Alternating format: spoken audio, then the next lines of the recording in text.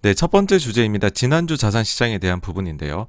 일단은 시간이 1시간 앞당겨졌죠. 서머타임 시작이 되면서요. 그 다음에는 화요일에는 중국에서 경제 지표가 이렇게 지금 현재 중국의 경제 상황 보일 수 있는 소매 판매나 고정자산 투자나 이런 것들이 나오는 날이었고, 그리고서는 미국의 생산자 물가, 요즘 뭐 물가 워낙 중요하니까요.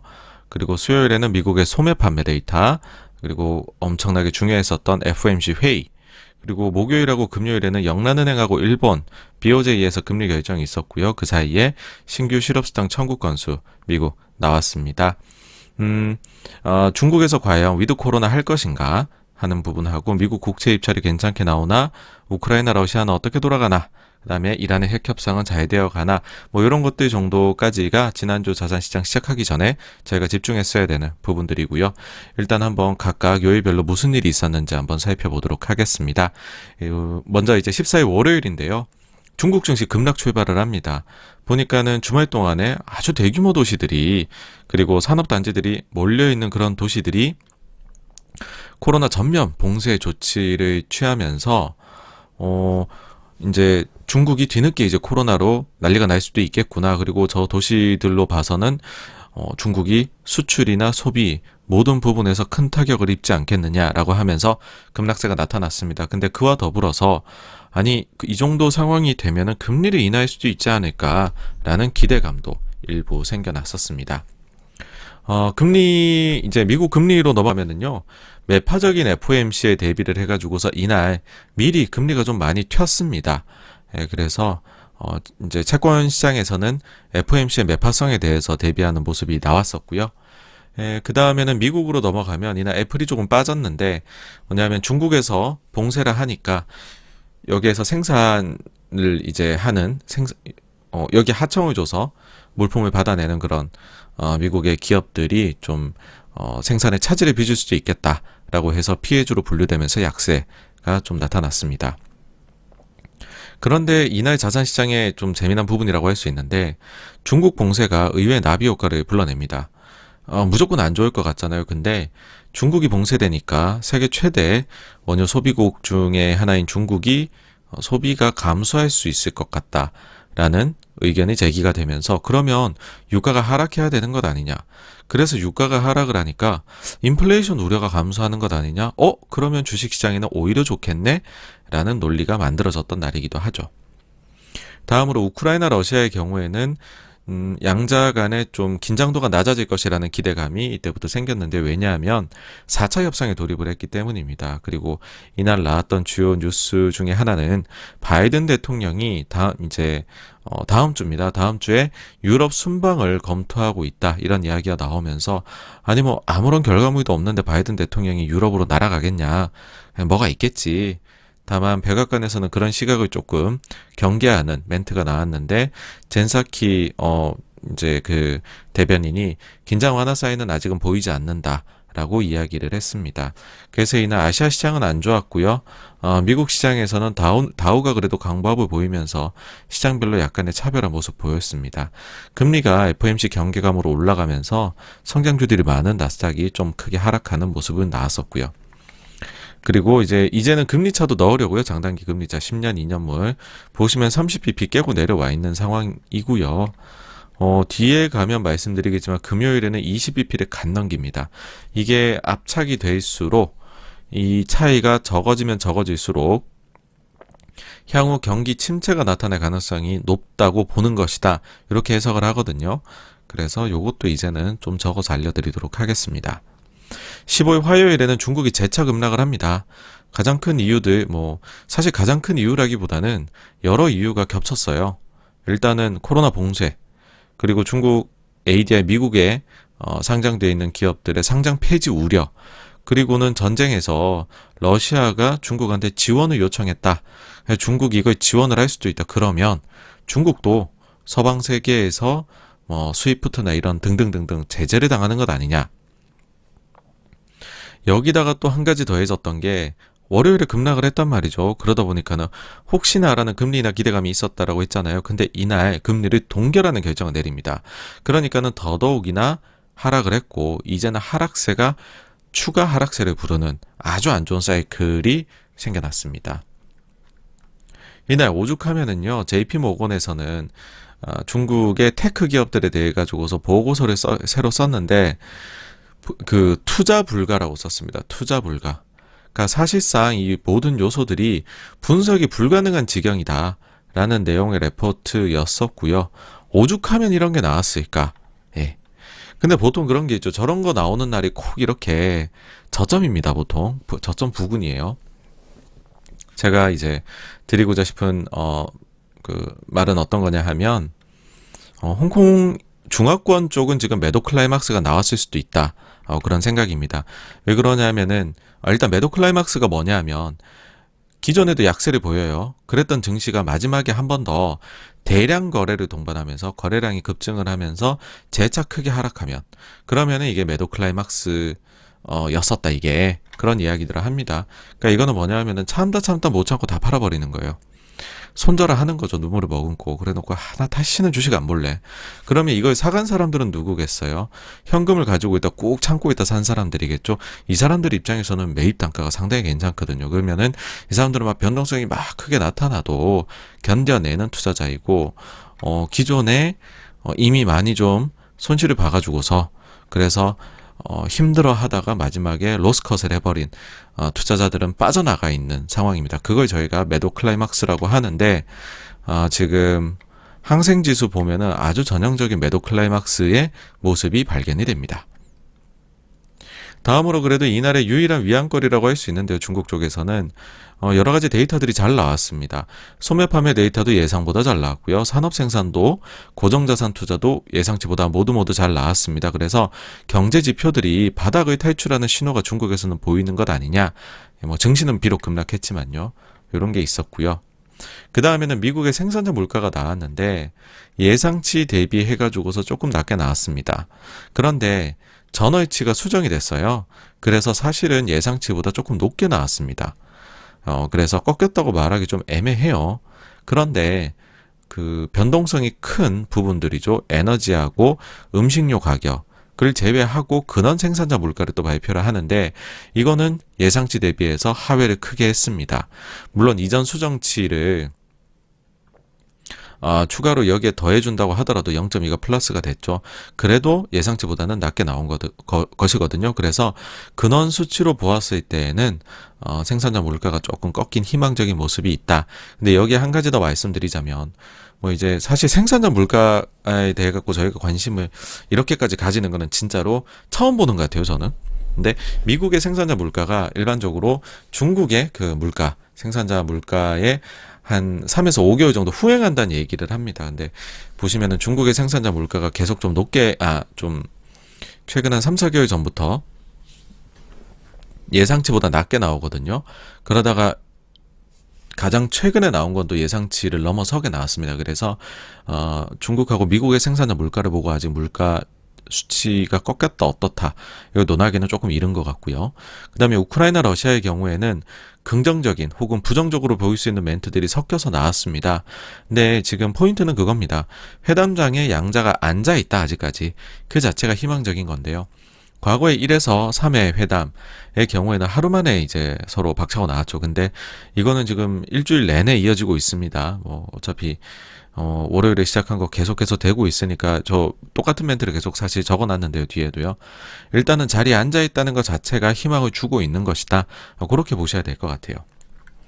미국에서는 그 연준 의원들 지금 임명을 했잖아요. 근데 이게 의회를 통과를 해야 되는데 이게 조금 난항을 겪고 있습니다. 특히 라스킨이라는 인물이 좀 급진적이다. 요런 좀 공격을 받고 있는 상황이었고 그러다 보니 공화당에선 당연히 반대를 했었고 좀 지나서는 민주당 내에서도 반발이 나왔습니다. 그러자 자진 사퇴를 이분이 하셨습니다. 그러니까는 요게 파월 의장 재지명, 그 다음에 브레이나드 부의장으로 지명, 그리고서는 그 라스킨을 포함해서 3인의 위원을 신규로 지명하는 건이었습니다. 그러니까 다 같이 묶어가지고서 하려고 했었거든요. 근데 라스킨에 대해서 계속 태클이 들어와서 차일피일 미뤄지다가 이제는 라스킨이 자진 사퇴했으니까는 새롭게 한 명 임명하고 추가로 절차가 진행되지 않을까 생각을 합니다. 그래서 이날은 엄청나게 아시아 쪽에서는 안 좋았고요. 네, 미국 쪽에서는 아무래도 물가가 좀 잡힌 거 아니냐, 그다음에 우크라이나 러시아 좀 좋게 봐야 되는 거 아니냐, 그다음에 유가가 빠졌으니까 인플레 안정화되는 거 아니냐, 뭐 이런 등등의 이유로 주가가 크게 반등을 했습니다. 그리고 장단기 금리 차이는 역시나 30bp 정도 유지가 되고 있고요. 자, 이제 16일 수요일입니다. 보시면은 도저히 너무 빠지니까 중국의 리커창 총리가 나와서 시장 안정화 방안을 발표를 합니다. 뭐 이때 공매도를 금지하겠다 이런 얘기까지도 하신 걸로 나왔거든요. 그래서 증시는 이때부터 해서 바닥을 잡고 오후에 급반등을 합니다. 그래서 우리 증시도 오후부터 좀 반등폭을 높여 나갔었죠. 그렇죠? 다음에 이제 그 FOMC 전에 미국의 소매 판매 나왔는데요. 예상치보다 낮게 나왔습니다. 그런데 전월치가 수정이 크게 되었어요. 그래서 사실은 예상치 대비해서 잘 나왔다 이렇게 봐야 되고, 핵심 소매 판매도 마찬가지로 예상치 대비해서 보시면은 많이 낮게 나왔죠. 0.3 플러스가 나와야 되는데 이 마이너스 1.2가 나왔으니까, 근데 전월치가 플러스 1.9 수정이 됐기 때문에 요거를 고려를 하면은 잘 나왔다 이렇게 보셔야 될 것 같습니다. 그래서 작년 11, 12월에 안 좋았던 미국 소매 판매, 근데 올해 1, 2월에는 연속으로 지금 좋은 모습을 보이고 있습니다. 그래서 미국도 뭐 리세션까지는 논하기 그렇고 뭔가 좀 회복되는 모습 아니면 너무 안 좋게 봤던 예상 대비는 좋다, 뭐 이런 데이터가 나오고 있습니다. 그리고 소매 판매 나올 때 수입 물가 나오는데 뭐 물가 지표들은 전부 다 중요하다 보니까요, 요새 예상치 대비해서 조금 낮게 나왔고요. 전월치도 마이너스 0.1% 포인트 수정이 됐습니다. 그래서 물가 조금 잡히는 거 아니야, 이런 기대들이 또 생겨났었습니다. 그래서 이제 여기에 더해가지고서요, 우크라이나 러시아 여기에서도 좀 희망적인 멘트들이 나오면서 사실은 FOMC 회의가 있기 전 우리 시간 새벽 3시 전부터 나스닥은 3% 오르고 있었어요. 네, 오르고 있었고, 거기에 더해서 일본의 후쿠시마에서 진도 이제 7이 넘는 강진이 발생했다. 거기에 더해서 쓰나미 경보까지 울렸다 하면서 한국의 이제 ETF, 미국에 상장된 그거랑 반도체 주식들이 급등을 하는 모습을 보였습니다. 자, 이러면서 역사적인 FOMC 3월 회의를 맞이를 하죠. 매파적이었습니다. 매파적이어가지고 이게 성명서 내용하고 그다음 특히 점도표가 좀 매파적이었어요. 그러다 보니까는 회의 결과가 새벽 3시에 나오자마자부터는 증시가 쭉 내려가요. 상승하고 있던 게 거의 뭐 보합까지 내려갈 정도로 내려갔었는데, 그 뒤에 이제 인터뷰하면서 막 그 정도로 볼 건 아니야, 보니까는 파월 의장이 경기에 대한 자신감이 대단한 것 같아 라고 하면서 플러스 3이 제로가 됐다가 플러스 4 약간 넘어서, 그러니까는 FOMC 자체로는 1 약간 덜을 높인 거죠. 그렇게 이제 마무리가 됐습니다. 어쨌든 뭐 나중에 역사는 기록을 하겠죠. 이때가 코로나 이후로 공식적으로 긴축 정책을 펼친 첫 번째 회의였다, 뭐 이렇게 기록이 될 것 같은데, 어쨌든 더 자세한 거는 세 번째 꼭지에서 말씀드리겠습니다. 증시는요, 뭐 우크라이나 러시아 기대감이나 중국의 반등, 그 다음에 FOMC가 예상한 범위 내였다, 예상 범위 내 매파 수준이었다라고 하면서 증시가 아주 급반등을 했는데요. 많이들 이제 저도 질문 많이 받았던 게 우크라이나 불확실성을 어느 정도로 봐야 되는 거냐, 혹은 이게 불확실성의 정도를 떠나서 증시의 가격은 어느 정도 수준으로 반영이 되어 있냐, 이게 얼마나 해소되었냐, 이런 거 많이들 의문을 가지시더라고요. 저도 곰곰이 생각해 봤는데 이게 기준이 될 수 있지 않을까라고 생각이 듭니다. 어떤 거냐 하면은요, 일단 사실 올해 들어와서 2월 중순까지 증시가 글로벌이 안 좋았잖아요. 그거는 우크라이나 이슈라고 얘기할 수는 없는 거죠. 왜냐하면 연준의 12월 FOMC 의사록이 나왔는데 그게 긴축적이었고, 그러다 보니까는 연준이 너무 긴축에 가속돼 내는 거 아니야, 그 뒤에 나온 인플레이션이나 고용 지표도 굉장히 이제 뭐 높게 나왔으니까요. 그것 때문에 그동안은 빠진 거고, 거기다가 뭐 우리나라 같은 경우는 그 반년 전부터 이익 불확실성이 커졌고 과도한 IPO가 있으면서 먼저 하락을 했었죠. 어쨌든 2월 중순까지 하락이랑 우크라이나는 관련이 없다는 거죠. 제가 정확히 기억을 하는 게 2월 17일 점심 때 한경글로벌 허랑 기자님 하시는 유튜브 채널에 출연을 했었잖아요. 근데 그때 당시에 저는 보통 이제 방송에 나가면 에어플레인 모드를 해놔서 주가를 안 보고 있는데, 그때 댓글로 달아주셨죠. 주가 갑자기 급락하고 있다. 왜냐 하니까는 우크라이나 러시아 뭐 포를 쐈다더라 해가지고 그때 플러스 뭐 잘 나가던 증시가 마이너스 1, 2%쭉 내려갔었죠. 제가 볼 때는 이날부터 본격적으로 우크라이나 이슈가 반영됐다고 생각하거든요. 그래서 여러분들께서 기준을 잡으실 때 2월 17일에 자산 가격하고 현재 자산 가격을 보고 이게 아직까지 우크라이나 때문에 빠진 거구나. 아니다. 이건 다 우크라이나 17일 이전보다 올라가 있으니 우크라이나 사태는 이 자산 가격에는 이제는 다 해소가 된 걸로 보인다. 이렇게 기준을 삼으시면 어떨까 생각을 합니다. 다음으로 러시아 원래 뭐 16일 날에 디폴트 걱정했잖아요. 근데 결국에는 JP 모건을 통해 가지고서 국채 이자를 지급한 것으로 보도가 되었습니다. 물론 이제 아직도 못 받았다라고 얘기한 곳도 있고 뭐 이게 뭐 말이 많아요. 근데 이런 식으로 저희가 황달 때도 봤잖아요. 돈 빌려준 사람하고 그 다음에 그 빌려간 이 양자 간에 이렇게 너무 큰 건이 되면 서로 간에 뭐 좀 날짜가 좀 넘기고 해도 일단 합의에 들어가려고 합니다. 내고를 하는 거죠. 서로 이제 너무 바로 그날 딱 끊어버리면 피해가 크단 말이죠. 그래서 요거는 장기화 될 겁니다. 장기화 이 이슈는. 세이날 보시면은 중국이 이제 급반등했고 그러면서 우리 증시도 그에 따라서 딸려 올라갔고 그 다음에 미국 쪽에서는 FOMC 이전부터 올라왔는데 그 이후엔 더 올라간 FOMC의 매파성을 이제 반영을 해서요. 단기채들은 많이 올랐고요. 장기채들은 상대적으로 좀 덜 올랐습니다. 그러면서 10년, 2년 금리 차이가 굉장히 이제 좁혀들었고 이날 5년, 10년물은 장중 한때 역전도 되었었습니다. 다음 17일 목요일로 넘어가면요. 사실 이 같은 그 중앙은행들의 매파성 그거를 드러내는 데 있어 가지고서 영란은행이 사실상 처음이었다고 할 수 있습니다. 주요 중에 캐나다도 물론 있긴 하지만은 영란은행이 좀 그 결정 예상치 대비 결정으로는 많이 놀랬겠죠. 관련해가지고 86번가에서 영상을 만든 적도 있는데 이번에는 예상대로 금리를 추가 인상을 하기는 했으나 그래서 이제 코로나 이전 금리 수준으로 돌아왔거든요. 그런데 이번에는 오히려 결정하는데 만장일치가 아니라 소수의 의견으로 동결해야 된다는 의견이 하나 나와서 비둘기적인 금리 인상이었다. 이런 평가를 받았습니다. 다음으로 미국 이제 신규 실업수당 청구 건수는 여전히 뭐 20만 명 초반대로 잘 나오고 있고요. 러시아, 우크라이나 뭐 같은 양상. 그러고서는 미국의 중고차 지수 맨하임 인덱스인데요. 이게 한 달에 2번 발표가 됩니다. 전체 월걸로 한번 나오고 상반월 가지고 또 한번 속보처럼 내는데 3월 상반월 요게 또 재차 내려왔습니다. 2월 수치도 살짝 내려왔잖아요. 근데 3월 수치도 상반월 숫자가 내려와서 기대감을 가지게 만듭니다. 인플레가 조금 내려오나 이게 CPI에 있는 중고차 지수를 2개월 정도 선행하는 걸로 알려져 있으니까 한 뭐 4월이나 5월 수치 정도에서는 중고차 지수가 조금 CPI의 안정화에 도움을 줄 수도 있을 것 같다. 그렇게 보이고요.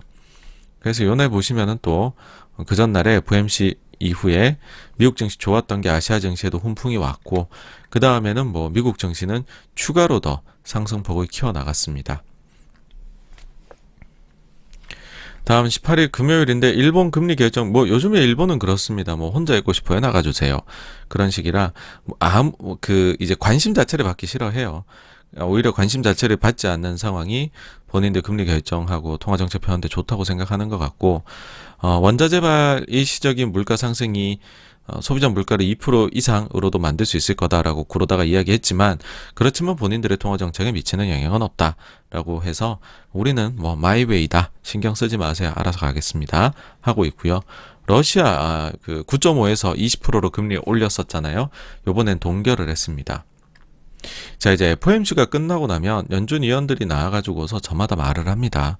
그러니까는 이제 그 FOMC 있기 일주일 전부터는 그 말을 하면 안 되는 기간에 들어가죠. 그래서 연준 위원들이 다 말을 줄이게 되고 그 다음에 FOMC가 끝나고 나면 다 튀어나옵니다. 다 출연해가지고 인터뷰를 하든 글을 쓰든 뭐 해가지고서는 본인의 의견을 이제 피력을 합니다. 근데 요날에는 이제 4명이네요. 블라드, 크리스토퍼 월러, 닐 카시카리, 그 다음에 바킨, 요렇게가 나왔는데, 일단 블라드는 뭐 매중에 매잖아요, 지금.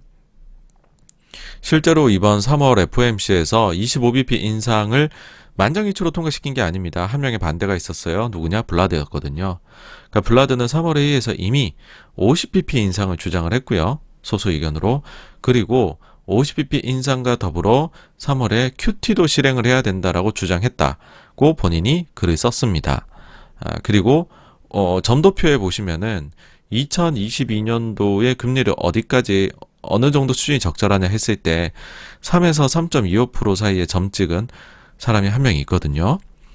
놀랍죠, 그쵸? 지금 시장 요번에 나온 게 뭐 1.9% 이런 얘기 하는데, 근데 그 사람이 누구냐? 본인이 밝혔습니다. 나다. 내가 찍었다. 근데 사실 놀랍지는 않았어요. 모두가 그럴 거라고 예상을 했기 때문이죠. 다음으로 이제 블라드하고 아주 인연이 깊은 크리스토퍼 월러입니다. 블라드 다음으로 매파적이다라고 봐도 무방하죠. 네, 요분 같은 경우에 또 이제 매파적인 발언을 쏟아냅니다. 금리 인상을 앞당겨서 하는 걸 선호한다. 그래서 향후에 한 차례 혹은 여러 차례 회의에서 금리 50bp 인상 결정하는 것도 나는 선호한다. 그러니까 앞으로 한 번이 아니고요. 2번 회의에서도 금리 50bp씩 막 올릴 수 있다는 아주 매파적인 발언입니다. 이런 얘기도 해요. 사실 나는 3월에 50bp 인상을 주장하고 싶었다. 그래서 제임스 블라드처럼 이번 결정에 반대표를 던지고 싶었다. 그런데 25bp 인상에 내가 찬성한 이유는 우크라이나 러시아의 지정학적 이유 때문이다. 요건 좀 놀라운 부분이었습니다. 저는 미국이 굉장히 고립주의를 펼칠 거라고 생각을 했거든요, 이번에. 근데 생각보다 지금 우크라이나 러시아 핑계를 대기 시작했다는 거.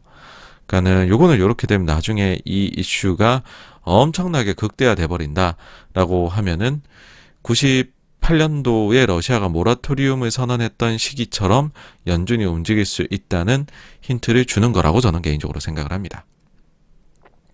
다음으로 중립금리에 대해서 월러 이사가 2에서 2.25%로 본인이 생각을 한다. 그리고 연말에는 그 중립금리보다 금리 수준이 더 높아야 된다고 생각한다. 그러니까는 대충 한 2.5는 돼야 된다고 생각을 하는 거죠. 그렇죠? 뒤에 점도표하고 한번 나중에 저랑 같이 한번 보시죠. 그리고 곧 QT를 실행하는 걸 선호를 한다. 그러니까 블라드하고 의견이 비슷합니다. 블라드가 초특급 매라면은 월러는 특급 매다. 뭐 이 정도로 볼 수 있겠네요. 근데 시장은 이렇게 반응을 하죠. 뭐 저렇게 아무리 매파적인 발언을 해도 이날 증시 올랐잖아요. 에이, 두 사람 원래 매잖아. 그러니까 이렇게 무시를 할 수 있는 거죠. 근데 놀라운 인물이 있어요. 카시칼입니다. 이분은 비둘기 오브 비둘기라고 여겨지고요. 이번에 보시면은 다들 이제 뭐 평균적으로 올해 연준이 이번 금리 인상 포함해서 총 7회 금리 인상을 이제 그 점도표로 나타냈다. 이렇게 얘기를 하는데 그 중에서요. 점도표를 보시면은 불과 단 5번밖에 안 해야 돼라는 아주 비둘기적인 점이 하나 찍혀 있어요. 다들 이제 이거 카시칼이다. 3.3에서 3.25 찍은 게 그게 12번 인상이거든요. 12번 인상 찍은 게 블라드라면 5번 찍은 건 카시칼일 거야 생각했는데 카시칼이가 이제 실토를 합니다. 나는 1.75에서 2 사이를 찍었다. 7번 인상 찍었다. 놀라운 일인 거죠. 비둘기가 중립으로 전환했습니다. 예. 원래 이렇게 의견을 싹 바꾸시는 분들이 제일 무서워요. 그러면서 카시칼이 뭐라고 했냐면 QT 이르면 다음 회의에서 실행하는 걸 선호하고 그리고 QT의 속도는 지난번에 2배는 돼야 된다라고 이야기를 했습니다.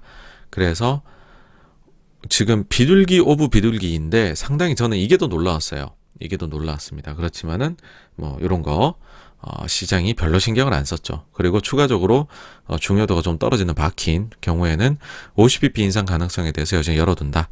뭐 이런 멘트를 했습니다. 그리고 이제 이날 그 관심을 끌었던 게 있죠. 미중 정상통화. 이게 목요일에 예견이 됐었습니다. 금요일에 통화할 거다. 별다른 얘기 없었습니다. 알맹이 없었고 이제 미국에서는 조심해라. 저 러시아 도와주고 그러면 안 된다. 뭐 그러고 중국에서는 세계 평화가 찾아야 되고 뭐 이런 이야기 했습니다. 그다음에 러시아 우크라이나 같은 경우에는요. 뭐 똑같습니다. 똑같은데 뭐 저는 개인적으로 이렇게 생각합니다. 뭐냐 하면 러시아 쪽에서 나오는 이야기 혹은 우크라이나 쪽에서 나오는 이야기는 좀 걸러들어야 된다. 왜냐하면 전쟁 당사국들이기 때문에 여론전을 글로벌 여론전 펼치고 있는 거다라고 보거든요. 그래서 뭐 한쪽에서 뭐 이상한 얘기하고 이런 것들 일단은 좀 많이 필터링 거쳐서 이렇게 받아들이셨으면 좋겠고요. 그 다음에 미국이 보면 계속해서 러시아에 대해서 경고 사인을 보내고 있는데, 사실 실제로 러시아가 우크라이나 침공하기 직전에도 미국이 계속 이런 사인을 보내기는 했었어요. 그래서 제가 볼 때는 미국 쪽의 이야기를 일단은 집중해서 보는 것이 제일 맞다고 보고 있고, 근데 미국의 태도는 여기에서 더 나가서 사실 이렇게 강력한 경고 사인 계속 보내는 게 중국 쪽을 좀 견제를 하기 위해 가지고서 하는 것 같다 하는 생각이 들었습니다. 그리고 중국은 이 상황에서 그렇게 튀고 싶지가 않은 것 같아요. 그러니까 주목받는 것 자체가 좀 부담스러운 것 같고, 어쨌든 뭐 러시아도 끌고 가야 되고 중국 입장에서는, 그럼 미국이랑도 관계를 완전히 해칠 수는 없는 거니까. 그러니까는 뭐 좀 중국에서는 양쪽을 좀 줄타기라 하는 그런 모습인데, 어쨌든 중국은 좀 뭐 그렇게 생각합니다. 마치 일본 중앙은행처럼 별로 튀고 싶지 않다, 주목하지 말아주세요. 네, 여러분들의 관심 부담스럽습니다, 이런 건 것 같습니다. 어쨌든 지금 4차 회담 아직까지 진행 중인데 이게 언제 끝이 날지, 그거를 좀 저희가 집중해서 봐야 될 것 같고요. 어쨌든 이날 보시면은 그래서 미국 증시는 또 이제 올랐습니다. 그래서 미국 증시가 16개월 만에 주간 기준으로 최대폭으로 상승을 했다라고 하더라고요. 네. 근데 이제 그 단기채 쪽에서는 금리가 여전히 올라가고 있는 혹은 유지하고 있는 상황인데, 장기채 쪽에서는 경기에 대한 우려감이 좀 있습니다. 그래서 이제 21bp로 금리 차이가 많이 내려왔습니다. 그러니까 이것뿐만이 아니라 이제 많이들 일반적으로 보는 게 10년물, 2년물 차이예요. 그래서 제가 이걸 가지고 온 거고, 그 외의 구간들에선 지금 역전된 구간이 상당히 많습니다. 그래서 경기에 대한 우려감은 상당히 채권 시장에서는 크게 가지는 것으로 여기셔야 된다, 그런 말씀 드려야 될 것 같네요. 미국채 금리입니다. 보시면은 매파적인 FOMC의 결과로 인해 가지고서요, 상방을 열고서 계속해서 금리가 올라가고 있는 모습입니다. 근데 말씀드렸듯이 아마도 이제 2% 정도 되는 선, 1.9에서 2% 정도 되는, 이게 앞으로는 그 하방이 될 거고요, 지지선. 그 다음엔 상방을 여기서 뚫고 올라가면은 뭐 2% 중반, 중후반까지도 보이거든요. 그래서 여기까지도 올라갈 가능성이 지금은 내려갈 가능성보다는 더 높은 것 같다라고 개인적으로 생각하고요. 근데 이거는 이제 10년물 금리니까 장기 금리인데, 지금은 단기 금리가 더 오르고 있습니다. 사실 좀 의아하실 겁니다. 이제 여러분들이 주식 이제 경제 접하시면서, 아니 저러면은 무슨 그 경기 침체가 온다는 증거라던데 저게 무슨 말이야 하실 거거든요. 그러니까 이건 어떤 이야기냐 한번 조금 간단하게 설명을 드리면은, 중앙은행이 금리를 예상보다 더 빠르게 인상을 할 것 같다라고 하면, 그러면 여러분도 어떻겠어요? 뭐 만기가 짧은 이제 채권의 금리의 경우에는 예상보다 빨리 지금 금리를 당장에 올린다고 하니까 그럼 그 금리는 바로바로 반영돼서 올라가겠죠. 가령 뭐 향후 2년 동안에 뭐 10번 올리겠습니다. 그럼 2년물 금리에 10번 올라갈 걸 바로 반영을 해야 된다는 거죠. 그런데 이런 생각이 드는 거죠. 금리를 올린다는 건 통화 정책에서 아주 긴축적으로 한다는 거고, 그러면 실물 경기가 나빠지는 건 아닐까? 그러면은 실물 경기가 나빠져? 장기적으로는 우리 경제에 좋지 않은 영향이 오겠네. 그게 어디에 반영되냐? 장기 금리에 반영이 됩니다. 대표적으로 10년물이죠. 그래서 금리를 빠르게 올린다라고 하면 단기 금리는 올라가고 장기 금리는 침체 가능성을 반영을 해서 내려가게 되는 경우들이 있습니다. 혹은 덜 올라가게 되는 경우들이 있죠. 그래서 단기 금리와 장기 금리의 격차가 줄어들거나 혹은 역전이 되게 됩니다.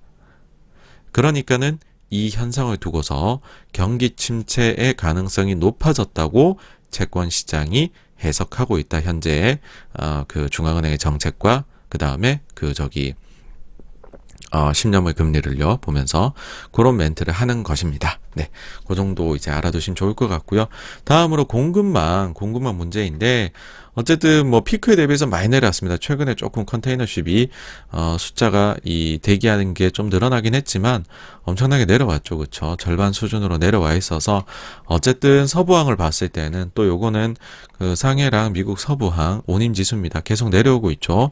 그래서 서부 쪽을 봤었을 때는 운임이 서서히 안정화되는 기미가 보인다, 풀려가는 것 같다. 다만 동부 쪽이나 혹은 러시아 우크라이나 쪽이 더 장기화되면 원래 철도로 운송하던 부분들이 항공이나 해운으로 돌려버릴 수도 있는 그런 점들이 우려가 되기 때문에 아직까지 우리가 공급망 쪽에서 마음 놓기는 이르다라는 거고요. 유가 관련해서는 결국 이거 말씀을 좀 드려야 될 것 같습니다. 그러니까 이게 어떤 거냐면 제가 이제 그 방송에 나가가지고서 한경 글로벌에 나가서 유가가 연말에 혹시 급락할 수도 있다는 혼자만의 시나리오를 쓰고 있다. 그런 말씀을 드려가지고서 그걸 조금 더 말씀을 한번 드려볼게요. 이제 유가에 대해 가지고서 여러분들 지금 우리가 관심을 가지는 거는 우크라이나 러시아의 뭐 지정학적 리스크라든지 아니면 오펙 플러스가 증산을 얼마나 많이 할 수 있겠느냐 뭐 이런 것들에 집중을 지금 하고 있죠. 그런데 11월 8일 날에 미국의 중간 선거가 있습니다. 공화당이 만약 여기에서 승리를 거두게 된다면 셰일오일 개발이 적극적으로 재개가 될 가능성이 있다라는 것이죠. 그렇게 된다면 셰일이 본격적으로 생산이 이루어지고 그러면 수요 공급에서 공급이 늘잖아요. 유가가 급락할 수도 있다라는 겁니다. 그러니까 현재의 수요 공급 측면에서 셰일 쪽이 무시를 좀 당하고 있죠. 왜 그러냐면 현재 그 블루 웨이브이고 그다음 블루 웨이브 바이든 대통령의 정책은 친환경. 그러다 보니 셰일이 환경을 해친다라는 이제 그 결과들이 많이 연구 결과가 많이 나오다 보니까 셰일 개발을 가급적 억제를 하고 있는 상황입니다. 그래서 미국이 셰일을 많이 못 만들어내니 나머지 국가들에서 이제 좀 자기네가 막 마음껏 쪼물딱쪼물딱 하고 있는 거죠. 근데 과거에 셰일 오일이 본격적으로 생산되기 시작했었던, 그러니까는 이제 오바마 대통령 말기부터 그 다음에 트럼프 대통령 임기 때를 보시면은 유가가 120불이 넘어가던 것이 40불까지 급락을 했었습니다. 그래서 셰일이 공화당의 승리로 이어져서 만약에 생산이 많이 되게 된다면은 그 자체가 시장에 그 과거의 그 트라우마를 불러일으키게 되는 그런 형국으로 저는 좀 진행되지 않을까라는 생각에서 이런 말씀을 드렸던 겁니다. 그리고 이제 또 한 가지 좀 아이디어 차원에서 말씀을 좀 드리고 싶은 거는 최근에 급격하게 올라가고 있는 그 이제 식품 가격입니다. 이 식품 가격을 보시면은요, 2010년도, 11년도 이때가 피크였어요. 그러고서 쭉 내려왔다가 지금 다시 2010년도, 11년도만큼 높은 레벨, 이를 기록을 하고 있습니다. 그러니까는, 이게 식료품 가격의 상승세가 너무 가파르다는 거죠. 물가가 너무 올라간다는 거죠. 근데 이게 또한 나비 효과를 불러일으키는 게 있는데요. 진짜 먹고 사는 가격이 올라가면 정권이 무너지는 경우들이 많이 있습니다. 이때 당시에는 무슨 일이 있었느냐라고 하면, 아랍의 봄이 왔습니다, 여러분. 2010년, 11년 생각해 보시면은 중동하고 북아프리카 쪽에서 엄청나게 많은 국가들에서요, 프로테스트가 있었었고 정권 교체가 많이 일어났었습니다. 이걸로 영구적으로 정치 지형이 바뀐 곳들도 많습니다. 그러면은 여기 국가들 중에서 다수가 원유를 그 양이 많냐 적냐의 차이지 원유 생산을 하거든요. 이런 식으로 여러분들 보세요. 만약에 정권이 너무 높은 인플레 때문에 정권이 교체가 됐다. 그러면은 원유를 빵빵 뽑아내겠죠. 감산 합의 이런 거 없습니다. 막 뽑아내요. 그래야지 안정화가 되죠. 자국 내라도. 그래서 요때 당시에도 이런 일이 농산물 가격이 올라갔을 때 있었다. 그래서 지금도 혹시나 이 상황들이 몇몇 국가들, 중동을 포함해서 정권 교체나 이런 걸로도 이어질 수 있고, 그게 원자재 가격을 또 움직이는 동인이 될 수도 있다라는 말씀을 드리고 싶습니다. 지금 보시면은 이집트가 지난주에 IMF에 지금 도움을 요청했다는 소식이 나와서 벌써부터 이렇게 약한 고리들이 하나씩 나오고 있다는 거 확인할 수 있을 것 같고요. 그 다음에 글로벌 단기자금 시장입니다. 이게 그 졸탄 포사르가 가장 지금 요즘에 관심 가지고 언급을 하고 있는 곳들이죠. 저는 이제 단기자금 시장을 보실 때 여러분들께서 두 가지 쪽 지표를 보시라고 말씀드리는데, 첫 번째는 영래포입니다. 미국의 과잉 유동성이 영래포로 들어오죠. 보시면은 다시 단기자금 시장이 활력을 되찾는 모습이에요. 요때가 이제 우크라이나 이슈가 딱 발발됐을 때잖아요. 그러면서 러시아에 대해서 각종 제재가 들어갔고 쭉 내려갑니다. 그러니까 초과 유동성이 확 사라져 버린 거죠. 어느 순간 한 2,500억 달러 정도 사라져 버립니다. 근데 다시 이렇게 올라가서 거의 러시아 제재 전 수준으로 올라갔습니다. 그래서 뭐 상황이 어떤 일이 있었는지는 모르겠으나 단기 자금 시장이 미국에서 볼 때는 좀 안정화가 되는 모습이 나왔다는 거고요. 그 다음에는 글로벌 미국 이외 중앙은행들이 미국에다가 유동성이 부족해지면은 수합을 이제 요청하는 경우들이 있어요. 통화 수합을. 근데 여기 보시면은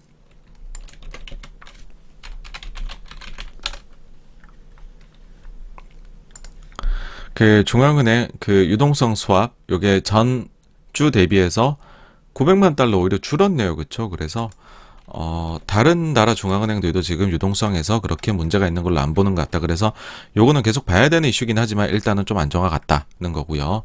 그 다음에 코로나입니다. 코로나 뭐 우리나라 엄청 걸리고 있는데 막 이러다간 진짜 한 달 뒤에 전 국민 다 걸릴 것 같아요. 그래서 그때 되면 오히려 확진자는 급락해 있지 않을까 하는 생각이고 중국이 봉쇄 이후에 조금씩 다시 문을 열고 있어요. 열어갖고 중국식의 위드 코로나로 전환을 하는 것 같거든요. 지금 뭐 전철도 다시 다니고 그런다던데. 그래서 중국이 이번에 오미크론 퍼지는 거 요번에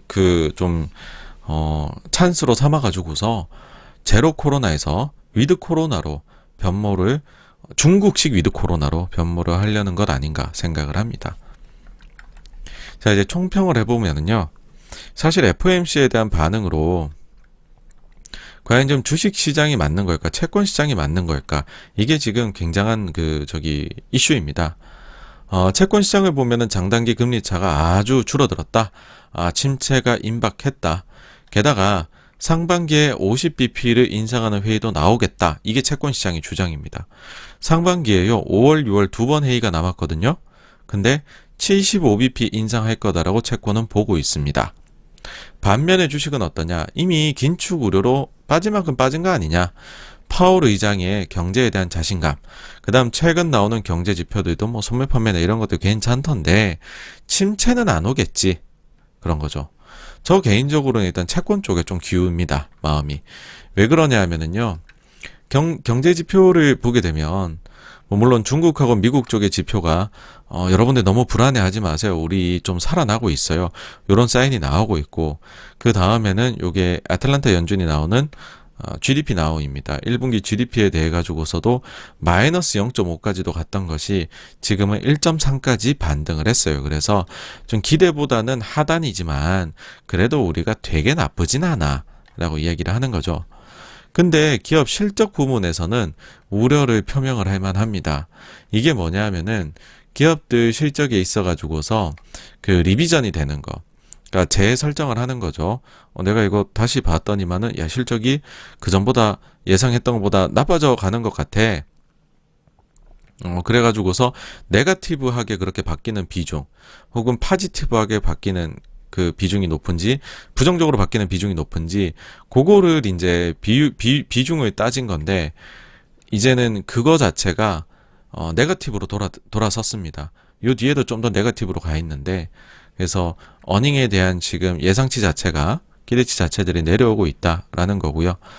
그 다음에는 요게 사실 이제 요거는 제일 고음의 의견입니다. 모건 스탠리의 마이크 윌슨의 자료인데 보시면은 여기에서 모건 스탠리 리딩 어닝스 인디케이터라는 게 있어요. 요거하고 실제 S&P 500의 이익 성장률 주당 순이익 성장률을 보시면은 이게 R 스퀘어 값이 0.8이 나올 정도로 굉장히 상관계수가 높아요. 근데 이게 보시면은 내려가고 있는 거예요, 지금 상당히. 그래서 실제로 S&P 500의 EPS도 내려올 것 같다라는 자료가 지금 이렇게 나와 있는 것이죠. 그러면 이 어닝 이익 변하는 거 하고 실제 주가는 어떻게 움직이느냐 상당히 비슷하게 움직인다라는 것입니다. 그래서 실적 시즌 이제 시작을 합니다. 뭐 금융주들하고 그리고 마이크론이 실적 빨리 발표하잖아요. 이제 3월 말부터 2주도 안 남았어요, 여러분. 2주도 안 남았어. 그래서 요거 이제 실적이 나오면은 과연 실적치가 잘 나올지, 그리고 향후에 대한 예상치가 이들이 어떻게 나오는지, 가이던스 어떻게 제시되는지 그걸 한번 꼭 봐야 될 것 같아요. 이제 얼마 안 남았습니다, 실적 시즌. 그 다음엔 이제 기술적 지표 가지고서도 말씀들을 많이 하십니다. 요거 보시면은 빨간색이 이제 51선, 그리고 요 파란색이 200일선입니다. 코로나 이후로 한 번도요 51선이 200일선을 깨고 내려간 적이 없는데 지난 월요일에 깨고 내려갑니다. 그래서 이거를 데드 크로스가 발생했다라고 언론에서 몇몇 언론이 썼거든요. 그래서 데드 크로스가 나오면은 그전 사례들을 보면 보통 추가적으로 거기서 주가가 더 약세가 나왔다더라 라는 거죠. 그런데요, 참 재미나요. 데드 크로스가 나오자마자 화수목금 미국이 연장으로 올랐어요. 그래서 주간 단위로 16개월 만에 가장 많이 올랐습니다. 마치 데드 크로스를 기다렸다는 듯이, 그리고 데드 크로스를 내도록 공매도를 치는 세력들이 그 공매도를 닫힐 때까지 기다렸다는 듯이 쇼커버를 확 시켜버리더라고요. 그래서 야, 시장이 살아있다. 야성 끝내준다. 그런 생각이 들었습니다. 근데 어쨌든 지금 차트 기술적 지표, 기술적 분석으로 봐서는 안 좋은 상황이다. 그 다음에는 이 또한 사실 아까 말씀드린 모건 스탠리 자료라서 이건 진짜 글로벌 시장에서 최대 고매 자료입니다, 여러분. 그거는 좀 필터링 해서 보셔야 되는데, 여기에서 2주 전에 나온 자료가 이거거든요. 증시가 이렇게 쭉 내려가는데 여기에서 왠지 데드캣 바운스가 있을 것 같다. 그래서 S&P 500 기준으로 4,600을 다시 터치하지 않을까. 그래서 이 회복 랠리가 나오지 않을까. 그러고 나서는 아마도 2018년하고 되게 비슷하다고 여기면 3,840까지도 그 다음에 내려갈 수 있지 않을까라는 식으로, 그러니까 이거는 곰 중에 곰입니다, 여러분. 그런 자료가 또 나온 게 있습니다. 그래서 요 자료 자체도 이게 헤드 앤 숄더에서 두 번째 어깨가 깨진다는 가정인 거잖아요. 그쵸? 그래서 기술적 지표로 봐서는 좀 좋지는 않은 것 같다. 그래서 저도 개인적으로는 아직은 좀 조심해야 되지 않을까 하는 생각입니다. 다음 주는 뭐 크게 데이터가 중요한 건 아니고 말이 많습니다. 파월 의장이 2번이나 나와서 연설이 있고요. 그 다음에 연준 위원들도 각자 멘트를 많이 하겠죠. 그리고 중국의 위드 코로나, 미국제, 우크라이나, 러시아, 뭐 이런 것들, 정치적인 것들, 요 정도까지 함께 좀 살펴보시면 놓치는 게 없으실 것 같다 하는 생각이고요. 그래서 지난주 자산시장에 대한 내용은 여기까지이고 다음으로 넘어가 보도록 하겠습니다.